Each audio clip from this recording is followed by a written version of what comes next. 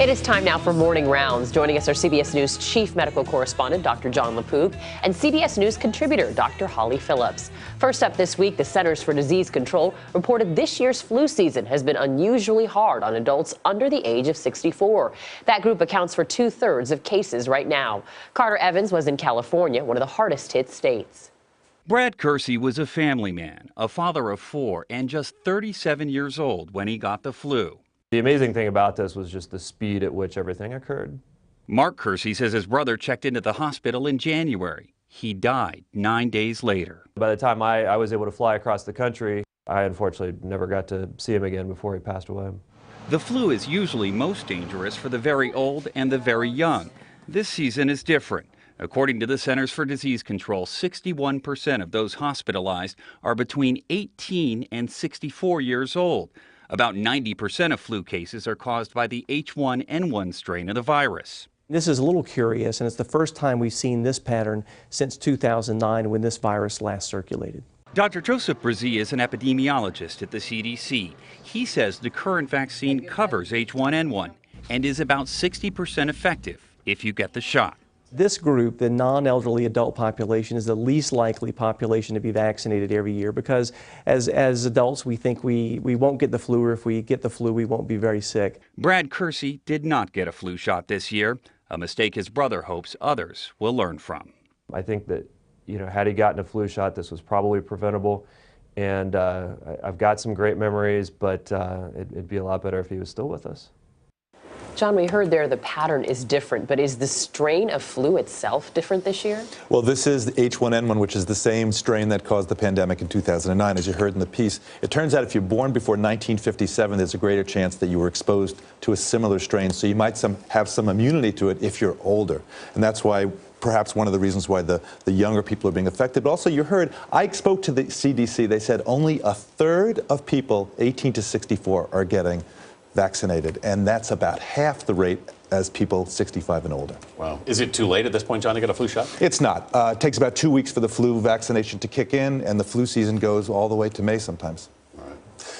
As the Winter Olympics in Sochi come to an end tomorrow, they might be remembered for the high number of injuries in extreme sports, designed to produce excitement as much as winners and losers. Skiing and snowboarding injuries have been particularly serious among women.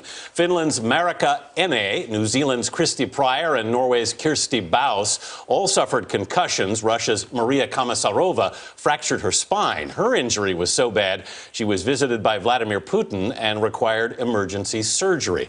Holly, is there a reason that women seem to be getting these injuries more than men? Well, Anthony, one really significant reason is that this is the first Winter Games in which women have been allowed to participate in many of these extreme sports, even ski jumping. This is the first time they've done it. So frankly, they haven't been training for as long or as intensely as the men, and they might be placed at a disadvantage for that reason. I mean, when you talk about equality in sports, though, this is really the first time, as you mentioned, ski jump, women can now do it.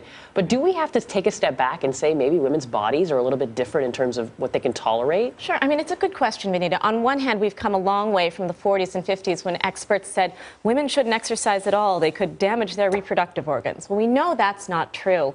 But these Winter Games are really sort of stirring up a previous controversy about whether women's knees are more prone to injury than men's.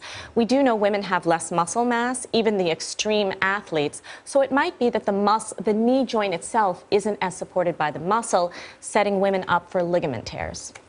Also this week, imagine the surprise of Craig and Kimberly Fugate. Doctors said ultrasounds showed the couple should expect triplets.